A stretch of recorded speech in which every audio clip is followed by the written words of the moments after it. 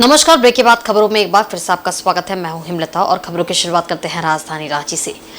Dhanbad jail में बंद shooter Aman Singh की जेल के अंदर हत्या मामले को झारखंड उच्च न्यायालय ने स्वतः संज्ञान लेते हुए इस मामले की विस्तृत सुनवाई के लिए 5 दिसंबर की तारीख तय की है। बताते चले कि जेल की गतिविधियों पर जिला प्रशासन के साथ साथ कोर्ट की भी नजर रहती है। कोर्ट के आदेश से यहाँ बंदियों को रखा जाता है, जिसकी पूरी जवाबदेही जेल प्रशासन व जिला प्रशासन पर होती है। अधिवक्ता धीरज कुमार ने बताया कि झारखंड उच्च न्यायालय ने राज्य सरकार से जानना चाहा है कि चुस्त दुरुस्त व्यवस्था के बावजूद इस प्रकार के फायर आर्म्स जेल के भीतर कैसे पहुंचे, इस घटना को अंजाम दिया गया। झारखंड उच्च न्यायालय ने इस मामले में राज्य सरकार को तलब किया है और जानना चाहा है कि प्रशासन से कहां चूक हुई है, इस चूक के लिए जिम्मेदार कौन है। इस मामले में उच्च न्यायालय ने जेल आईजी को कल वर्चुअल रूप से उपस्थित होने का निर्देश दिया है। कोर्ट ने इस मामले में विस्तृत सुनवाई के लिए 5 दिसंबर की तारीख तय की है। धनबाद जेल में बंद शूटर अमन सिंह की जेल के भीतर हत्या को माननीय झारखंड उच्च न्यायालय ने गंभीरतापूर्वक लिया है और स्वतः संज्ञान लेते हुए राज्य सरकार से यह जानना चाहा कि जेल की चुस्त दुरुस्त व्यवस्था के बावजूद इस प्रकार के फायर आर्म्स जेल के भीतर कैसे पहुंचे और इस घटना को अंजाम दिया गया। इस पर राज्य सरकार से यह जानना चाहा कि प्रशासन से कहां चूक हुई और जेल आईजी को कल वर्चुअल रूप से उपस्थित होने का निर्देश दिया है। इस मामले में विस्तृत सुनवाई के लिए 5 दिसंबर का समय निर्धारित किया गया है। झारखंड राज्य अराजपत्रित कर्मचारी महासंघ ने अपनी 11 सूत्री मांगों के समर्थन में राजधानी रांची के मोराबादी मैदान में जनसभा के तत्पश्चात वहां से राजभवन के समीप तक शांतिपूर्ण रैली निकाली। महासंघ ने अपनी मांगों के समर्थन में राजभवन के समीप सैकड़ों की संख्या में विशाल प्रदर्शन किया। बताते चले कि महासंघ की अपनी 11 सूत्री मांगे हैं, जिसको लेकर वहां लंबे समय से आंदोलनरत है। कार्यक्रम में शामिल प्रदेश मंत्री ने कहा कि वर्तमान राज्य सरकार ने विगत 4 वर्षों पहले ये वादा किया था कि ग्रेड पे में उन्नयन, मानदेय के स्थान पर तय वेतनमान सहित अन्य मांगों पर सहानुभूतिपूर्वक विचार किया जाएगा, पर अब तक हमारी एक भी मांग नहीं मानी गई है। इन्हीं मांगों को आग्रह पूर्वक याद दिलाने के लिए हम सब एकजुट होकर आंदोलन कर रहे हैं। हमारे साथ जो वादा आज से 4 साल पहले किया गया था कि झारखंड में आपकी सरकार बनेगी तो सभी संविदा अनुबंध कर्मियों को नियमित किया जाएगा, ग्रेड पे का उन्नयन किया जाएगा, जितने भी सेविका, सहायिका, स्वास्थ्य सहिया साथी, एसटीटी, बीटीटी, जल सहिया, पशुपालन एवं वायु वर्कर जो बहुत ही न्यूनतम मजदूरी पर काम करते हैं, उनके वेतनमान में बढ़ोतरी की जाएगी। मानदेय क्या होता है, यही उनका वर्ड था कि मानदेय क्या होता है, मानदेय के स्थान पर वेतनमान दिया जाएगा।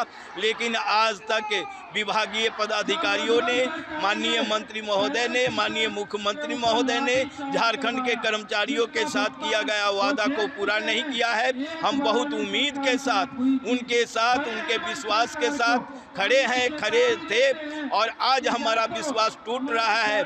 ऐसे में हम 11 सूत्री मांग की प्राप्ति को लेकर मांग पत्र उन्हें सौंपने आए हैं कि आप हमारे हैं, हमारी मांगों पर गौर करें, झारखंड के कर्मचारियों के साथ न्याय दीजिए, राहत दीजिए, अन्यथा आने वाले समय में हम अनिश्चितकालीन हड़ताल पर जाने के लिए बाध्य होंगे और इसकी जवाबदेही झारखंड सरकार की होगी। वहीं राजधानी रांची के आजसू पार्टी कार्यालय में मिलन समारोह का आयोजन किया गया। समारोह में घर वापसी करते हुए शिक्षाविद डॉक्टर अशोक नाग सहित इस क्षेत्र से जुड़े कई युवाओं ने आज पार्टी का दामन थामा। डॉक्टर अशोक नाग पहले भी पार्टी में जुड़े रहे थे। इनके अलावा अन्य शिक्षाविद एवं बुद्धिजीवियों ने भी आजसू पार्टी की सदस्यता ग्रहण की। इन सभी का पार्टी सुप्रीमो द्वारा पार्टी का पट्टा पहनाकर स्वागत किया गया। इस अवसर पर सुप्रीमो ने कहा कि पार्टी के मिशन हम लोग मिलकर खरा उतरेंगे एवं पार्टी की नीति और सिद्धांत के अनुरूप राज्य की राजनीति में अपना योगदान देंगे। एक पृष्ठभूमि है परिवार की भी, शिक्षा से जुड़े हुए हैं, लेकिन झारखंड के विचारों से ओतप्रोत है। झारखंड की समझ है, झारखंड को समझते हैं और झारखंड के लिए कुछ करने का जज्बा रखते हैं।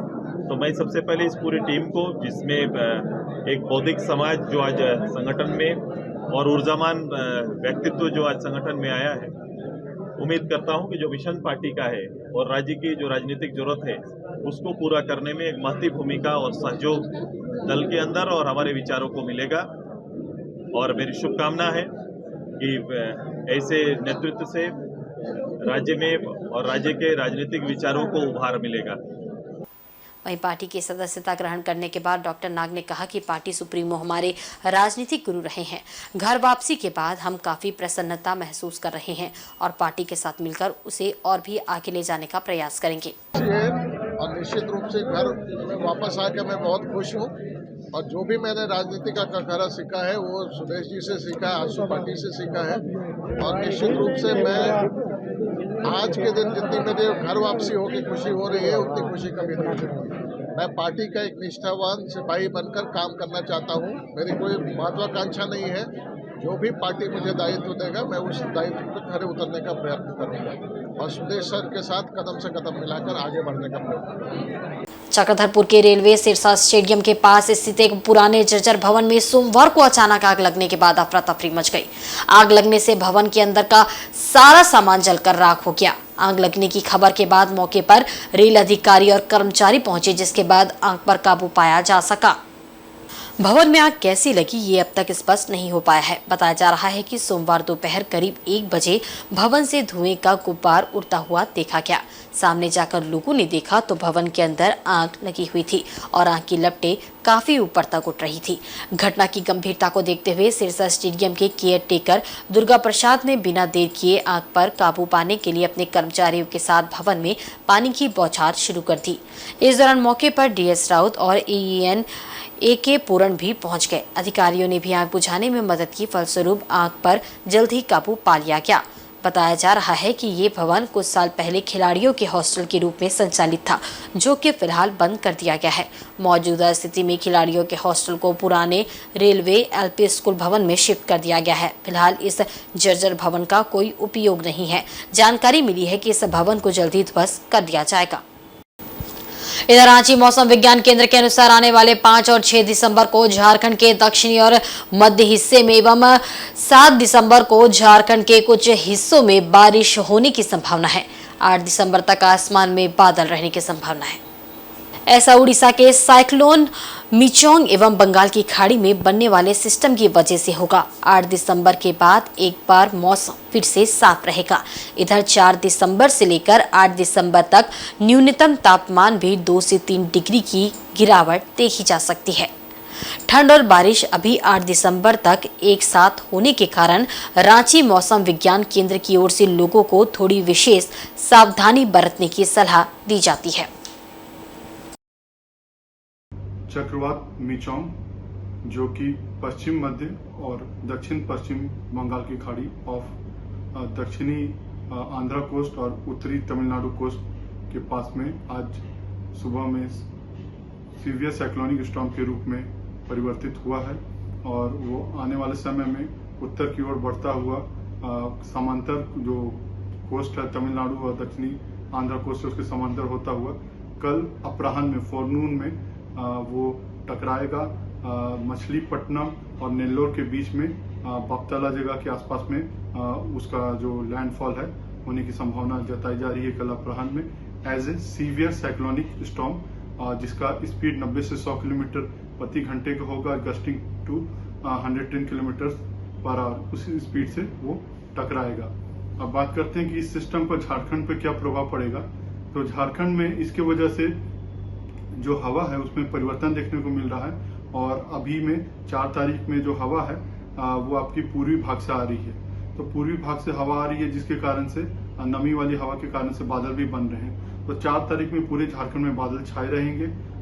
कुछ इलाकों में दक्षिण भाग में हल्की छिटपुट बारिश हो सकती है, बट ज्यादा चांसेस है कि बादल ही छाए रहेंगे। 5 तारीख में जो दक्षिणी भाग है उसके साथ साथ में जो सटे हुए मध्य भाग है झारखंड के, वहाँ पे कुछ जगहों पे हल्के से मध्यम दर्जे की बारिश देखने को मिल सकती है।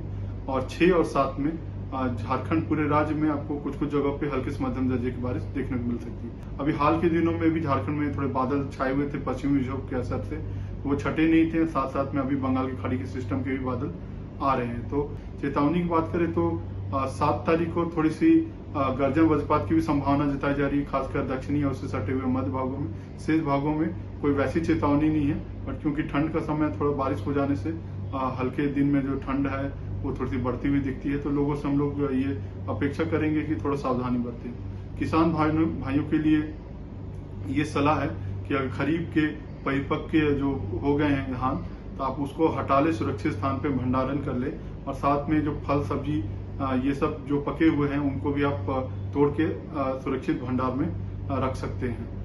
तो कुल मिला के ये है कि थोड़ा सा हम लोग को सचेत रहना पड़ेगा, और किसान भाइयों से है कि इस मौसम को देखते हुए अपनी कृषि की जो कार्रवाई है उस हिसाब से करें। कोई भी वैसी छिड़काव नहीं करें।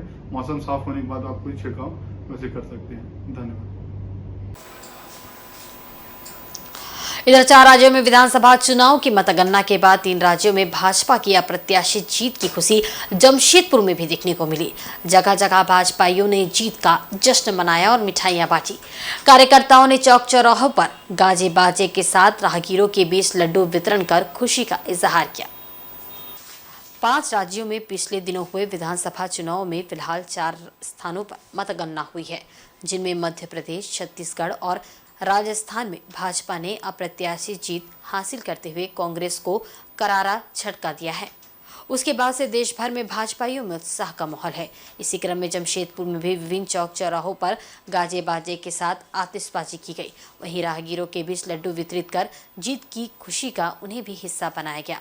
इसी क्रम में जमशेदपुर के गुलमुरी चौक में भाजपा नेता सह समाज सेवी शिवशंकर सिंह और 3 प्लेट चौक में अप्पा राव के नेतृत्व में जमकर आतिशबाजी की गई। वहीं 3 प्लेट चौक में फूलों की बरसात कर लोगों के बीच लड्डू वितरित किया गया। उन्होंने खुशी का इजहार करते हुए कहा कि प्रधानमंत्री नरेंद्र मोदी ने देशवासियों पर अपनी अमिट छाप छोड़ी है। उसी का नतीजा है कि 3 राज्यों के विधानसभा चुनाव में भाजपा को अप्रत्याशित जीत मिली है, जिसे 2024 के लोकसभा चुनाव का आगाज के रूप में देखा जा रहा है। आज हम लोग सभी लोग इस जीत के खुशी में पूरे राज्य में, पूरे खासकर अपने जमशेदपुर में आप देख रहे होंगे, छोटी छोटी इकाइयों के रूप में हम सभी लोग आज जश्न मना रहे हैं। और ये शुरुआत है, ये आगाज हुआ है 2024 के लोकसभा चुनाव की आगाज हुआ है। और आप देखेंगे आने वाला जो 2024 का जो चुनाव होगा लोकसभा में, हम लोग 300 प्लस के पार करेंगे। और उसी का आज ये नतीजा दिख रहा है। लोगों में इतना उत्साह है, अपने कार्यकर्ताओं में इतना उत्साह है, संगठन की जो मजबूती है आप सबको दिख रहा है। नेतृत्व आप देख रहे हैं कितने मजबूत नेतृत्व आज देश का है। आज ये सब कुछ दिखता है कि हम सभी कुछ वैसा ही है, चाहे अपने देश का सभी लोग वैसे ही है, लेकिन एक नेतृत्व चेंज होने के कारण आज देखिए पूरे विश्व में हम सबों का कितना मान सम्मान बढ़ा है। भारतवर्ष में अपने लोगों का मान सम्मान कितना बढ़ा है। आज उसकी जीत है, हम लोग सभी लोग वही जीत मना रहे हैं। आज पिता को जो है फूल का वर्षा से जो है स्वागत किए हैं। राह में चलने वाला जितने गाड़ी घोड़ा वाला चलने वाले लोगों को फूल का वर्षा से स्वागत किए हैं, लड्डू बांटे हैं, आतिशबाजी करके जो है हम लोग अपना खुशी का इजहार किए हैं और जनता को बधाई देते हैं। और ये जो जीत है हम लोग का जीत नहीं है, ये जनता का जीत है। जनता दिखा दिया गलत लोग को कि आप गलत का राजनीतिक ज्यादा दिन नहीं चलेगा, जो सही होगा उसका साथ देंगे। मोदी जी ने जो किया है वो सारा जनता देखा है और जनता को लगा है कि भाई मोदी जी से अच्छा प्रधानमंत्री इस देश में कोई हो नहीं सकता है। और उनके नेतृत्व में ही जो है सभी प्रदेश चलेगा, तो तब जाकर के जो है देश का भला होगा। इसी के लिए तीनों राज्य में हम लोग को जो है परचम जीत दिया है। वहीं आधार कार्ड में त्रुटियों को सुधार के लिए लोगों को होने वाली परेशानियों के मद्देनजर पूर्वी सिंहभूम के विधायक सरयू राय ने बारिडी कार्यालय में 5 दिवसीय आधार शिविर का आयोजन किया है, जिसमें काफी संख्या में लोग इस सुविधा का लाभ उठा रहे हैं। इस शिविर को लेकर विधायक ने कहा कि वर्तमान में सभी सरकारी कार्य के लिए आधार अनिवार्य है, लेकिन कुछ त्रुटियों के कारण लोगों को इसके सुधार के लिए काफी परेशानियों का सामना करना पड़ता है। समय के साथ साथ पैसों का भी दोहन होता है, जिसके निदान के लिए बारिडी कार्यालय में 5 दिनों का शिविर लगाया गया है, ताकि शहरवासी निःशुल्क कार्ड की त्रुटियों में सुधार करा सके उन्होंने ये भी कहा कि जितनी संख्या में लोग आ रहे हैं इसे देखते हुए आगे भी बढ़ाया जा सकता है। फिलहाल इस शिविर में नाम, एड्रेस, फोन नंबर चेंज करने के साथ नया आधार कार्ड बनवा सकते हैं। आधार नया बनवाने के लिए, नया नंबर लेने के लिए या पहले के आधार में कुछ भी ऐसा है जो चेंज कराना है, उसके लिए लोगों को दौड़ना पड़ता है, जाना पड़ता है। जहाँ जाते हैं लोग कुछ पैसा भी मांगता है। तो हम लोगों ने कोशिश किया कि यहाँ 4 दिन, 5 दिन, 6 दिन का एक कैंप लगा दीजिए। लोग यहाँ आएंगे, सबके सामने हो जाएगा, तो दूरी नहीं तय करनी पड़ेगी। तो वही कैंप लगा है, परसों से लगा है और कितना दिन चलता है, जितना दिन भीड़ आएगी उतना दिन ये चलेगा। अब आधार एक परमानेंट चीज हो गया है। मैं तो बात करना चाहता हूँ भारत सरकार से कि भाई कोई ऐसा सिस्टम कर दीजिए कि थोड़ा थोड़ा बदलवाएगा तो वो बदलाव हो जाए, जल्दी हो जाए और बिना पैसा दिए हो जाए। सरकारी सिस्टम में हर जगह एक नया चीज हो गया है। जब तक 5, 10, 20, 25, 50, 100 लेगा नहीं तो अपना फोन नंबर भी आपको नहीं बताएगा। तो हम लोग प्रयास कर रहे हैं कि हो जाए और काफी अच्छा रिस्पॉन्स है। वहीं टाटा कांड्रा चौका चाईबासा मार्ग पर विगत 7 वर्षों से अधिक समय से कार्य कर रहे सफाई कर्मियों द्वारा ईपीएफ, ईएसआईसी बोनस एवं सुरक्षा उपकरण की मांग करने पर ठेका कंपनी JRDCL प्रबंधक ने उन्हें जबरन कार्य से हटा दिया है।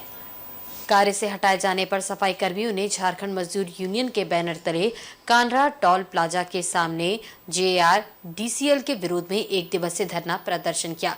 इस दौरान कंपनी के खिलाफ जमकर नारेबाजी भी की गई। सफाई कर्मियों को कार्य से हटाए जाने पर टाटा कांड्रा एवं चौका चाईबासा मुख्य मार्ग में सफाई का कार्य विगत 1 सप्ताह से ठप पड़ गया है।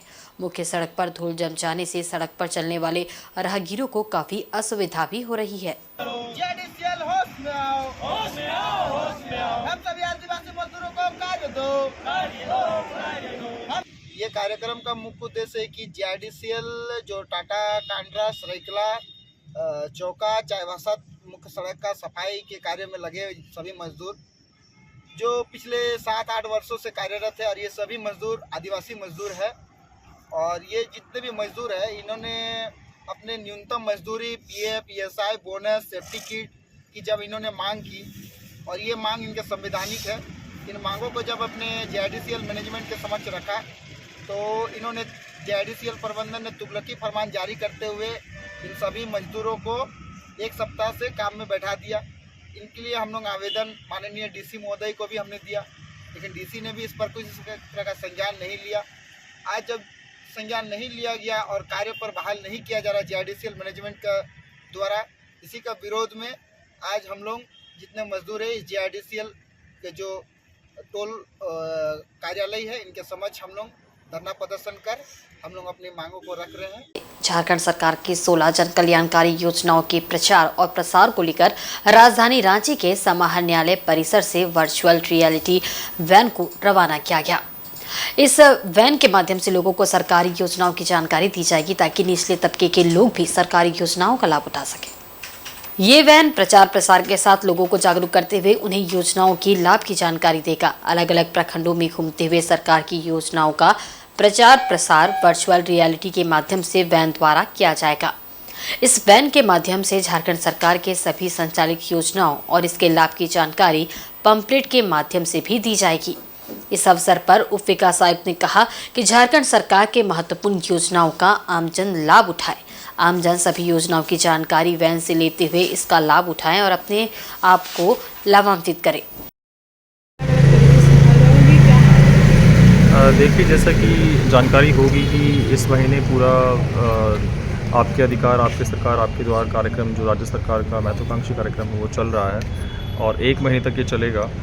तो ऑलरेडी अलग अलग प्रखंडों में इसमें सारी योजनाओं का व्यापकता से प्रचार प्रसार हो रहा है, लेकिन अभी एक व्हीकल को फ्लैग ऑफ किया गया है जिसका काम होगा कि जो सरकार की योजनाएं हैं उनको एडवर्टाइज़ करेंगे।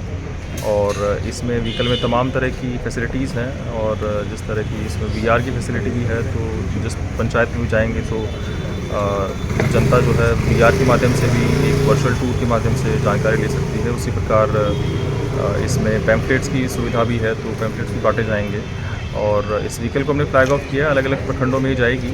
और जो भी बड़ी बड़ी योजनाएं हैं तो आम जनता से उम्मीद है कि उनका पूरा फ़ायदा उठाएं।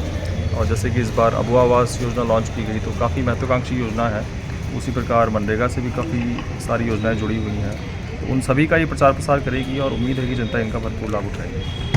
सांची गोलचक्कर के बिरसा मुंडा पार्क में झारखंड जनतांत्रिक महासभा के सदस्यों ने एक प्रेस वार्ता आयोजित कर निजी कंपनियों में 75% स्थानीय को आरक्षण नहीं दिए जाने का विरोध किया है।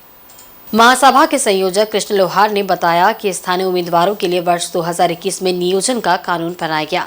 कानून के गजट में आने के 3 महीने के अंदर प्राइवेट सेक्टर के सभी कंपनियों को झारखंड सरकार द्वारा बनाए गए पोर्टल में रजिस्ट्रेशन करना था, लेकिन ऐसा नहीं हुआ।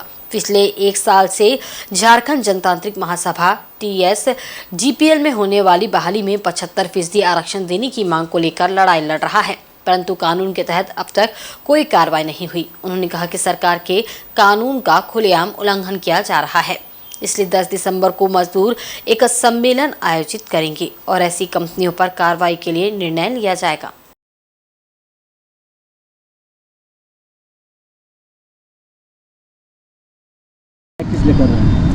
आज झारखंड जनतांत्रिक महासभा जो स्थानीय मजदूर है, जिसके लिए सरकार ने 2021 में स्थानीय उम्मीदवारों के लिए नियोजन का कानून बनाया, इस कानून का पालन करते हुए 2021 से जिस दिन कानून ये गजट में आया उसके 3 महीने के अंदर में प्राइवेट सेक्टर के सभी कंपनियों को जो है झारखंड सरकार ने जो पोर्टल बनाया उसमें रजिस्ट्रेशन करना था।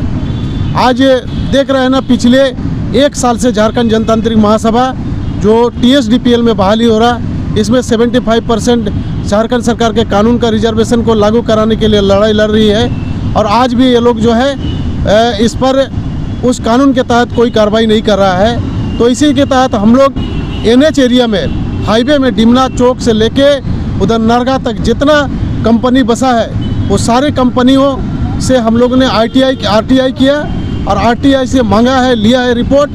तो उसमें पता चला कि कितने कंपनी जो है फैक्ट्री वो इस कानून के तहत जो पोर्टल बना है, जो 2021 में गजट के बाद 3 महीने के अंदर में उनको रजिस्ट्रेशन करना था, तो उसमें हम लोग को RTI से मिला है कि 3 ऐसा फैक्ट्री सिर्फ उस एरिया में है, जबकि 35-40 कंपनी उस एरिया में बस गया है।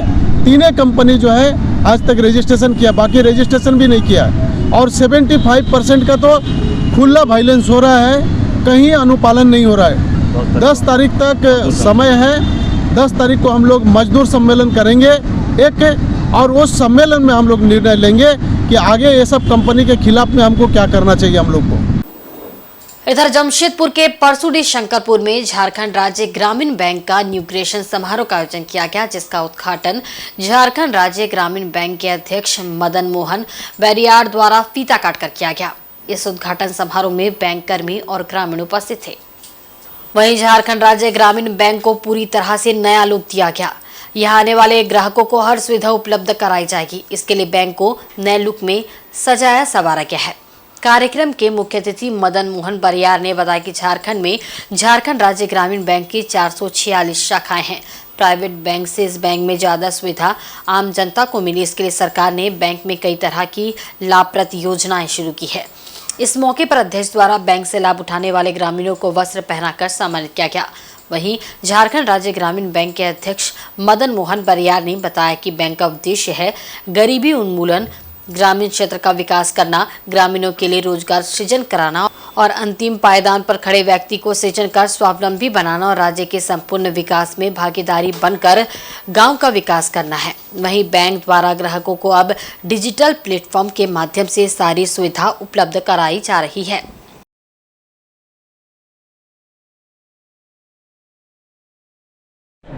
देखिए, हमारे पूरे झारखंड प्रदेश में 446 शाखाएं हैं और चूँकि ये ग्रामीण बैंक है, क्षेत्रीय ग्रामीण बैंक, आपको पता होगा कि पूरे झारखंड प्रदेश में अब एक ही ग्रामीण बैंक है, झारखंड राज्य ग्रामीण बैंक, जिसे JRG बैंक के नाम से भी आप जानते हैं। और ये नई शाखा नहीं है, पुरानी शाखा है, किंतु इसके परिसर को बेहतर करने के लिए ताकि ग्राहकों को एक बेहतर अनुभव हो। अच्छा परिसर होने से, अच्छा एम्बियंस होने से आप समझते हैं कि सारी सुविधाएं जो है लोगों को और बेहतर तरीके से हम मुहैया करा पाते हैं और एक अच्छा एक्सपीरियंस लेके ग्राहक जाए, हम ये चाहते हैं। इसके साथ साथ ग्राहकों की और सुविधा जैसे पेयजल की व्यवस्था, बैठने की अच्छी व्यवस्था, ये सब हमारा कार्य है जो हम इसको प्राथमिकता के तौर पर पूरे प्रदेश में जितनी शाखाएं हैं सब जगह ये हम सुनिश्चित कर रहे हैं। निजी बैंकों में काफ़ी सुविधा दिया जाता है ग्राहकों को। देखिए, निजी बैंक और इस बैंक में, निजी बैंक का जो प्रेजेंस है, जो उनकी उपस्थिति है और जो ग्रामीण बैंक की उपस्थिति है, दोनों का अलग अलग आप समझते हैं कि दोनों का जो कस्टमर बेस है वो अलग है। हमारा उद्देश्य गरीबी उन्मूलन है, हमारा उद्देश्य ग्रामीण क्षेत्रों का विकास है, हमारा उद्देश्य अवसरों का सृजन है, हमारा उद्देश्य रोजगार का सृजन है, हमारा उद्देश्य उनको सोशल सिक्योरिटी मुहैया कराना है। आपकी योजना आपकी सरकार आपके द्वार कार्यक्रम के तहत जमशेदपुर प्रखंड के बागपेड़ा के 3 पंचायतों में शिविर आयोजित किया गया, जिसमें विभिन्न विभागों के स्टॉल लगाकर ग्रामीणों की ऑन स्पॉट समस्याओं का समाधान किया गया। राज्य के अंतिम व्यक्ति तक सभी योजनाएं पहुंच सके, किसी भी व्यक्ति को सरकारी कार्यालय का चक्कर ना लगाना पड़े, इस उद्देश्य से राज्य सरकार के निर्देश पर तीसरे चरण की आपकी योजना आपकी सरकार आपके द्वार कार्यक्रम का शुभारंभ किया गया है। तीसरे चरण का ये कार्यक्रम 29 दिसंबर तक राज्य के विभिन्न जिलों के विभिन्न पंचायत प्रखंडों में जारी रहेगा। इसी क्रम में पश्चिमी बागपेड़ा, उत्तरी बागपेड़ा और दक्षिणी बागपेड़ा पंचायत में शिविर लगाकर सरकार की विभिन्न योजनाओं का लाभ ग्रामीणों द्वारा उठाया गया। वहीं शिविर में विधायक संजीव सरदार द्वारा छात्र छात्राओं और पेंशन योजना, परिपत्र तथा परिसंपत्तियों का वितरण किया गया। उन्होंने कहा कि झारखंड सरकार के हर एक अंतिम व्यक्ति तक सरकार की योजना का लाभ पहुंचे, इसी को लेकर आपकी योजना आपकी सरकार आपके द्वार कार्यक्रम के तीसरे चरण की शुरुआत की गई।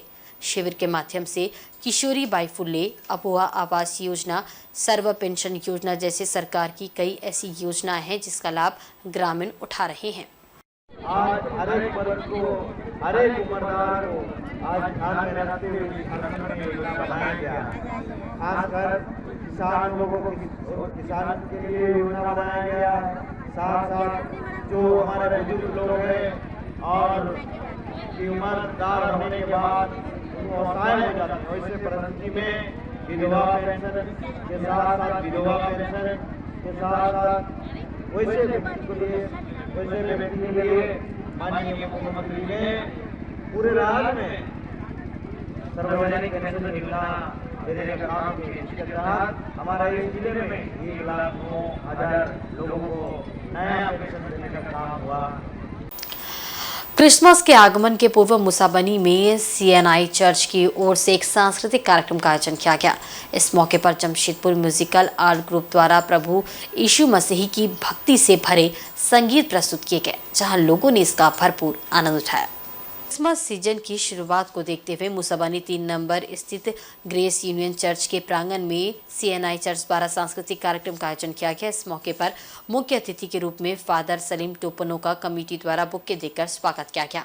इस मौके पर फादर सलीम टोपनो ने प्रभु यीशु मसीह के बताए हुए मार्ग पर लोगों को चलने का संदेश दिया। तत्पश्चात जमशेदपुर म्यूजिकल आर्ट ग्रुप द्वारा प्रभु यीशु मसीह के भक्ति से भरे संगीत प्रस्तुत किए गए। इसमें जमशेदपुर, रांची और कोलकाता से आए कलाकारों ने अपनी गायकी का जलवा बिखेरा। कार्यक्रम में सांस्कृतिक नृत्य भी प्रस्तुत किए गए। कार्यक्रम को सफल बनाने में सुमन टोपनो, एरिन भुइया, अनिल बारला एवं सिम्पसन लिंकन ने अहम भूमिका निभाई।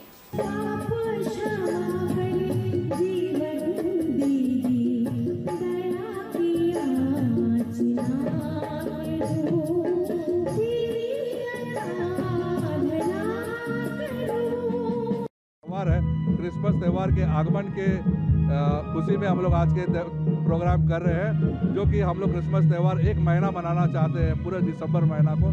तो हम लोग ने हर एक ईसाई भाई बहनों को निवेदन किया है कि वो आ करके आज के इस कार्यक्रम में शामिल हो करके हमारे जो एडवेंट है उसके फ्लैग को होस्ट करके हमारे साथ सहभागी हो सके। और सीसीआई और यंग इंडियंस जमशेदपुर संस्था की ओर से सोमवार को सांची स्थित रेड क्रॉस भवन में 1 दिवसीय नेत्र जांच शिविर का आयोजन किया गया। इस शिविर की खास बात ये रही कि इसमें सिर्फ वाहन चालकों के साथ साथ कई लोगों ने आंखों की जांच कराई।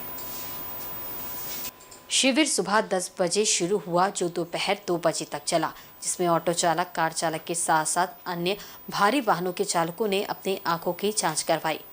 त्रिनेत्रम आई हॉस्पिटल के डॉक्टरों ने शिविर में लोगों की आंखों की जांच की। आयोजन समिति के सदस्यों ने बताया कि चालकों की आंखों की जांच के बाद जिनमें मोतियाबिंद पाए जाएंगे उनका ऑपरेशन कराया जाएगा। वहीं जिन्हें चश्मे की ज़रूरत होगी उन्हें कम मूल्य पर चश्मा उपलब्ध कराया जाएगा ताकि वाहन चलाने के दौरान उन्हें किसी तरह की कोई परेशानी ना हो। ये हम वाया यंग इंडियंस हम ये कैंप हम हमेशा हेल्थ कैंप्स करते रहते हैं हर साल। इस बार हमने सोचा कि हम अपने ऑटो ड्राइवर्स और भी जो चालक लोग हैं उन लोग के लिए करें कैंप, क्योंकि उन लोग के लिए आँख का रोशनी सबसे ज़्यादा प्रायोरिटी रहती है। तो हमने त्रिनेत्रम हॉस्पिटल के साथ टाई अप करके उनके लिए आज आई हेल्थ चेकअप रखा है, जिसमें उनका आई का चेकअप होगा। यदि उनको पावर डिटेक्ट होती है तो हम कोशिश करेंगे कि उनको कम से कम दाम में स्पेक्स मुहैया करा पाए, और अगर जिनको कैटरैक्ट निकलता है तो उनका ऑपरेशन हम फ्री में करवाएंगे। और आज के बुलेटिन में बस इतना ही। कल फिर हाजिर होंगे कुछ नई खबरों के साथ। तब तक देखते रहिए इनसाइड झारखंड न्यूज़। नमस्कार।